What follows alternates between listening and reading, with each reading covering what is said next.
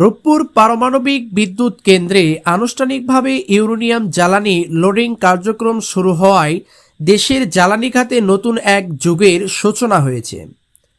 নির্মাণ চুক্তি অনুযায়ী আগামী ৩ বছর কেন্দ্রটির জন্য প্রয়োজনীয় জ্বালানি সরবরাহ করবে রাশিয়া। ফলে এই সময়ের মধ্যে জ্বালানি আমদানি নিয়ে কোনো উদ্বেগ থাকবে না। তবে পরবর্তী পর্যায়ে বাংলাদেশকে নিজ উদ্যোগে ইউরেনিয়াম আমদানির ব্যবস্থা করতে হবে। প্রকল্প সংশ্লিষ্ট সূত্র জানায়, প্রতি ২ বছর পর পর জ্বালানি পরিবর্তনের মাধ্যমে কেন্দ্রটির কার্যকরভাবে পরিচালনা করা সম্ভব হবে। প্রায় ১,১৪,০০০ কোটি টাকা ব্যয়ে নির্মিত এই প্রকল্পে মোট অর্থের ৯০% ঋণ হিসেবে দিয়েছে রাশিয়া, যা ২৮ বছরের মধ্যে পরিশোধ করতে হবে। দেশের সবচেয়ে বড় একক উন্নয়ন প্রকল্প হিসেবে বিবেচিত রূপপুর পারমাণবিক বিদ্যুৎ কেন্দ্রটি রাশিয়ার প্রযুক্তিগত সহায়তায় নির্মিত হয়েছে।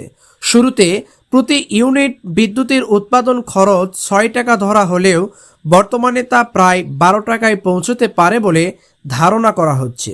বিশেষজ্ঞদের মতে পারমাণবিক বিদ্যুতের সবচেয়ে বড় সুবিধা এর উচ্চ জ্বালানি দক্ষতা, যেখানে ১,০০০ মেগাওয়াটের একটি কয়লা ভিত্তিক বিদ্যুৎ কেন্দ্রে বছরে প্রায় ৩০ লাখ টন কয়লার প্রয়োজন হয়।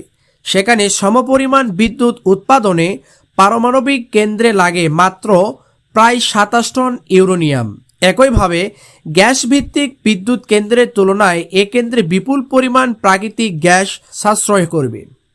প্রকল্প কর্মকর্তারা জানিয়েছেন, তৃতীয় প্রজন্মের রিঅ্যাক্টর প্রযুক্তি ব্যবহারের ফলে এতে বহু স্তর বিশিষ্ট স্বয়ংক্রিয় নিরাপত্তা ব্যবস্থা রয়েছে। ব্যবহৃত জ্বালানি আন্তর্জাতিক মানদণ্ড অনুযায়ী রাশিয়ায় ফেরত পাঠানো হবে।